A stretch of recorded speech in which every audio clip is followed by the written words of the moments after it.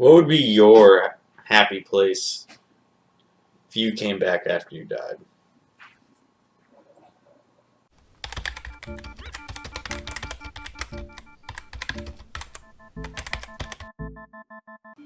What's up, you dead nerds? It's day 2 of Halloween month. That means another movie review. We are doing, what's the movie called? I Still See You. This movie came out 2 years ago, 2018. And my first impression of the movie was, it was not good. So the Bella Thorne, some Disney Channel girl who I didn't know about, I think she's internet famous too. She's the main actress in this movie, and I don't know anyone else. I only know of Bella Thorne because Hallie told me while we were watching. So I don't know. Okay, so yeah, so this movie, I'm telling you, Hallie brought up a good point. She said they could have made this a TV series and they would have done a good job with it. You know, they could have spread it all out. Because the whole movie, the entire movie is just rushed from the jump. Right from the beginning, the whole movie is rushed. And it's super disappointing, to be honest. Because we picked this movie because it honestly felt like it would have been a good, like, story. Like, the idea of the movie is pretty good, but they did not do it justice. They did not do what they should have to this movie. From the get-go, like I said, it's rushed. If they made the movie even a half hour longer, they could have done a much better job of the movie.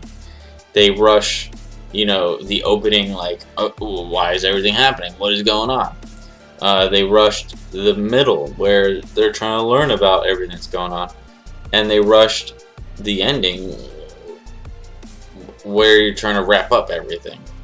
So that was a pain in the butt. The movie itself has a plot point that everyone's seen before, like, oh, it's a ghost. Oh, the ghost is scaring me and wants to hurt me. I gotta learn about why this is happening.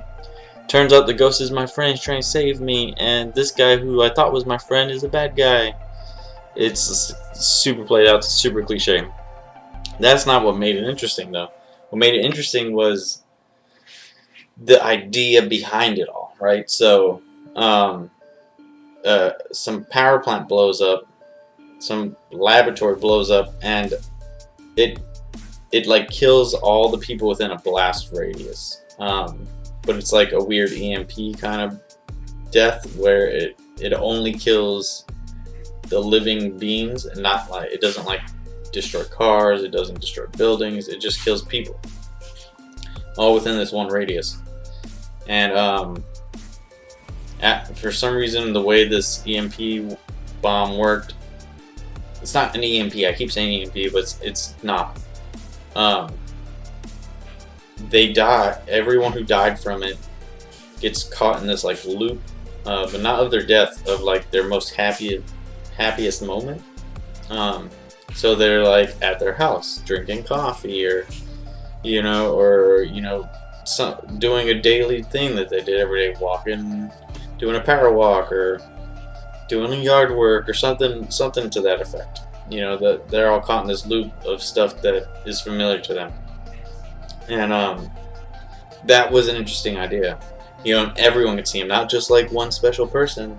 Everyone can see these things, and that was what drew me to the movie. Drew me to the movie is that's a cool idea. But the execution of the movie was just poor. It was not good. Okay, so this movie is technically a horror movie. It's a thriller / horror movie is what it's considered. That's what it's labeled as. I'm telling you, they did not do it justice. It's got jump scares in it.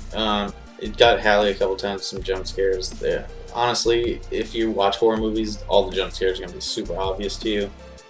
They're not going to be anything special. You're going to blow them off. Even like I said, the whole plot hook, is super cliche.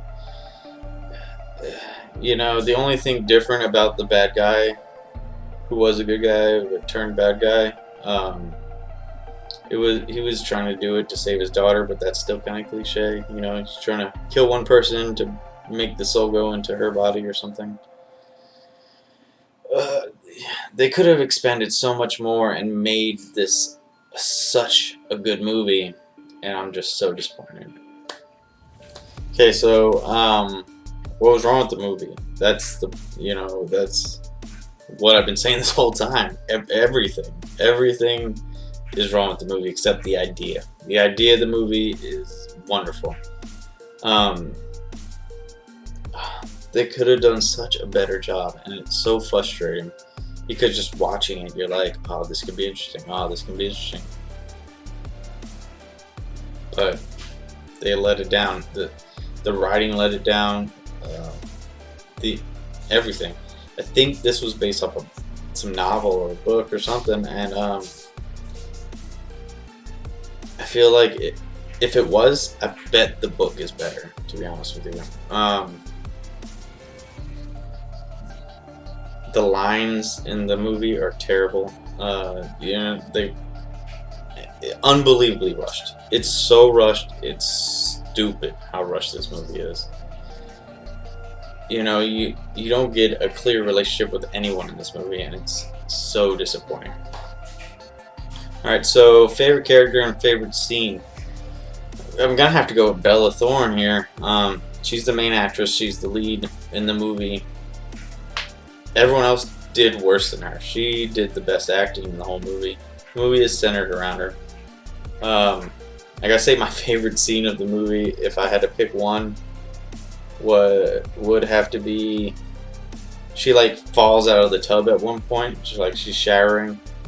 But then a ghost scares her. A ghost that you think is trying to kill her.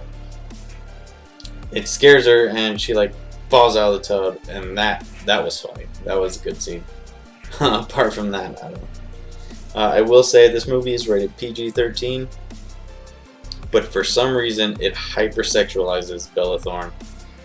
It shows as much of her as it can in this movie without being R-rated, and it's kind of disturbing, to be honest. Are they just shooting for teeny boppers? I don't understand. Alright, so fun facts. There's not a whole lot.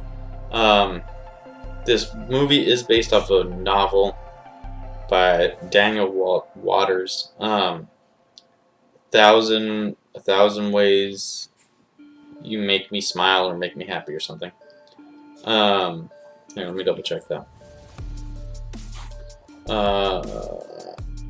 Break my heart 1,000 times. That's what it is. Break my heart 1,000 times. I kind of want to check out the book because, like I said, the whole idea of this is so good. The execution was terrible. And the other fun fact was Bella had to wear a black wig the whole movie. The main male lead, he drove a Mustang, which is clear in the movie. And the only goof is they shot, they're supposed to be in Jewel City or wherever that is. But there's a water tower in one shot that says Malta or something where they're actually shooting. I don't know. That's it. There's not a whole lot on this movie.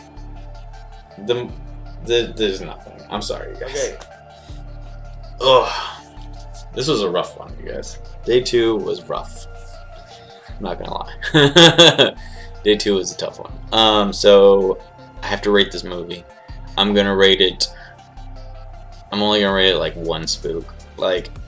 It's almost not even worth a watch unless you're a huge Bella Thorne fan. Who, like I said, I didn't even know who she was. Yeah, I'm gonna have to give it one spook. Maybe pick up the book if it's any good. If you want a really goofy movie, it's not even goofy. It's not made to be funny. If you want an interesting idea, if you're a writer, maybe check out the movie. Maybe pull some ideas from it. Apart from that, it's almost not worth a watch, to be honest. I'm just gonna give it 1. I'm sorry. Alright, that's it for tonight. Peace out, squad. Love you guys.